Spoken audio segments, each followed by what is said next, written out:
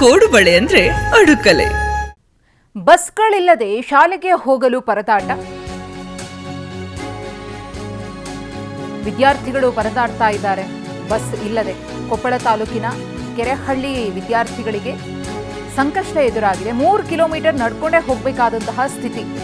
ನಿತ್ಯವೂ ಟಾಟಾ ಏಸ್ ಅನ್ನ ಏರಿ ವಿದ್ಯಾರ್ಥಿಗಳು ಶಾಲೆಗೆ ಹೋಗ್ತಾ ಇದ್ದಾರೆ.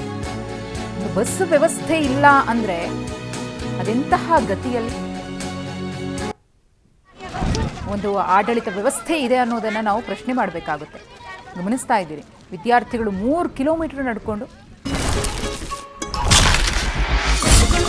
ಸಾಂಪ್ರದಾಯಿಕ ರೆಸಿಪಿ, ಮತ್ತಷ್ಟು ಬೇಕೆನಿಸುವ ರುಚಿ. ಕೋಡುಬಳೆ ಅಂದ್ರೆ ಅಡುಕಲೆ. ಶಾಲೆಗೆ ಹೋಗಬೇಕಾದಂತಹ ಪರಿಸ್ಥಿತಿ ನಿರ್ಮಾಣ ಆಗಿದೆ. ಕೆಲ ವಿದ್ಯಾರ್ಥಿಗಳು ಟಾಟಾ ಏಸ್ ಏರಿ ಶಾಲೆ ಕಡೆ ಹೆಜ್ಜೆ ಇಟ್ಟರೆ, ಇನ್ನೇ ಕೆಲವರು ನಡ್ಕೊಂಡೇ ಹೋಗಬೇಕಿದೆ. ಅದೆಷ್ಟು ಬಸ್ಗಳ ವ್ಯವಸ್ಥೆ ಇದೆ, ಒಂದೆರಡು ಬಸ್ ಇರುತ್ತೆ. ಆ ಬಸ್ಸು ಕೂಡ ಯಾವ ಟೈಮಿಂಗ್ಸಿಗೆ, ಬೇಡದ ಟೈಮಿಂಗ್ಸ್ಗೆ ಬಂದಂತಹ ವೇಳೆ ವಿದ್ಯಾರ್ಥಿಗಳು ಹೋಗೋದಕ್ಕಾಗುವುದಿಲ್ಲ. ಕೆಲ ಸಂದರ್ಭಗಳಲ್ಲಿ ಮನೆಗಳು ದೂರ ಇರುತ್ತೆ. ಬಸ್ ನಿಲ್ದಾಣಕ್ಕೆ ಬರುವಷ್ಟರಲ್ಲಿ ಸಮಯ ಮುಗ್ದು ಹೋಗಿರುತ್ತೆ. ಬಸ್ ಕೂಡ ಹೊರಟುಬಿಟ್ಟಿರುತ್ತೆ. ಅದರಿಂದಾಗಿ ಬಸ್ ಮಿಸ್ ಆಗಿ ನಡ್ಕೊಂಡು ಹೋಗಬೇಕಾದಂತಹ ಪರಿಸ್ಥಿತಿ ನಿರ್ಮಾಣವಾಗಿದೆ. ನಮ್ಮ ಪ್ರತಿನಿಧಿ ಶಿವಕುಮಾರ್ ಪತ್ತಾರ್ ಪ್ರತ್ಯಕ್ಷ ವರದಿ ನೀಡಿದ್ದಾರೆ, ನೋಡೋಣ. ಕೊಪ್ಪಳ ತಾಲೂಕಿನ ಕೆರಹಳ್ಳಿಯ ವಿದ್ಯಾರ್ಥಿಗಳಿಗೆ ಈಗ ಬಸ್ ಇಲ್ಲ. ಅವರೆಲ್ಲರೂ ಕೂಡ ಈಗ ನಡೆದುಕೊಂಡೇ ಬರುವಂಥ ಸ್ಥಿತಿ ನಿರ್ಮಾಣವಾಗಿರ್ತಕ್ಕಂಥದ್ದು ನಿಮಗೆ ದೃಶ್ಯಗಳಲ್ಲಿ ತೋರಿಸ್ತಾ ಹೋಗ್ತೀನಿ.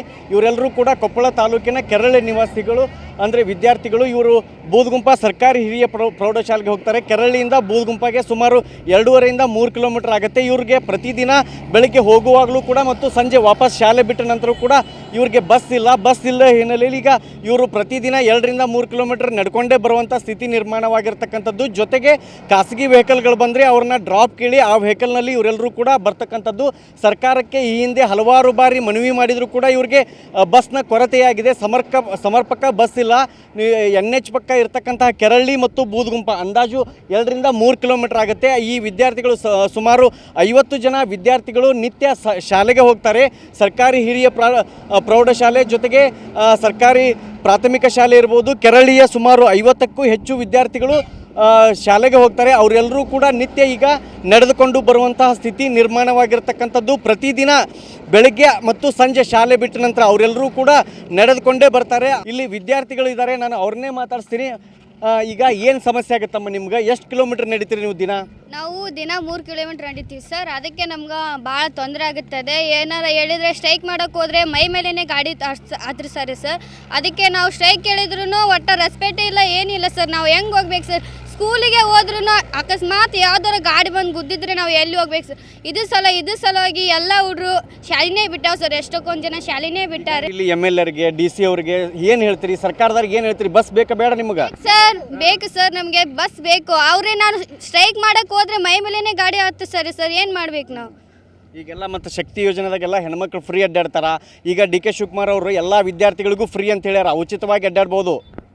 ಉಚಿತವಾಗಿ ಆದರೆ ಸರ್ಕಾರ ಮಕ್ಕಳ ಸಲುವಾಗಿ ಆಧಾರ್ ಫ್ರೀ ಮಾಡಿಲ್ಲ ಸರ್, ಬಸ್ ಸಲುವಾಗಿ. ಅದಕ್ಕೆ ನಮಗೆ ಹೋಗೋಕ್ಕೆ ತೊಂದರೆ ಆಗುತ್ತೆ. ಇಲ್ಲಿಂದ ಗುದುಂಪಿಗೆ ಹೋಗೋಕ್ಕೆ ಕಾಲೇಜಿನವರಿಗೆ ಹತ್ತಿಸ್ತಾರೆ ಸರ್, ಆದರೆ ಅಲ್ಲೇ ಸ್ಟಾಪ್ ಮಾಡಿಸ್ತಾರೆ. ಬಸ್ ಕೊಡ್ಬೇಕು ಈಗ ನಿಮ್ಗೆ? ಹಾಂ ಸರ್, ಬಸ್ ಕೊಡಿಸ್ಬೇಕು. ಬಸ್ ಇದ್ದರೆ ನಾವು ದಿನ ಶಾಲೆಗೆ ಹೋಗ್ತೀವಿ. ಇಲ್ಲಾಂದರೆ ಸರ್ಕಾರ ಯಾವ ಶಾಲೆ ಬಿಟ್ಟರೆ ಪೊಲೀಸ್ ಕಂಪ್ಲೇಂಟ್ ಕೊಡ್ತೀನಿ ಅನ್ನಕತ್ತಾರಲ್ಲ ಸರ್. ನಾವು ಈಗ ಶಾಲೆ ಬಿಡ್ತೀವಿ, ನಮ್ಗೆ ಬಸ್ ಕೊಡಿಸ್ಬೇಕು ಸರ್. ನಿತ್ಯ 2 3 ಕಿಲೋಮೀಟರ್ ನಾವು ನಡ್ಕೊಂಡೇ ಶಾಲೆಗೆ ಹೋಗ್ತೀವಿ. ಸರ್ಕಾರ ನಮಗೆ ಕೂಡಲೇ ಬಸ್ ಕೊಡಬೇಕನ್ನೋದು ಇಲ್ಲಿರ್ತಕ್ಕಂತಹ ವಿದ್ಯಾರ್ಥಿಗಳ ಮಾತು. ಕ್ಯಾಮ್ರಾ ಪರ್ಸನ್ ಮಾರುತಿ ಜೊತೆ ಶಿವಕುಮಾರ್, TV9 ಕೊಪ್ಪಳ. ಇದು ಅಲ್ಲಿನ ವಿದ್ಯಾರ್ಥಿಗಳು ಕೂಡ ಹೇಳ್ತಾ ಇರುವಂತಹ ಮಾತು. ಬಸ್ ಇಲ್ಲದ ಕಾರಣ ಅನೇಕ ಮಂದಿ ಶಾಲೆಯನ್ನೇ ಬಿಟ್ಟು ಕೂತಿದ್ದಾರೆ.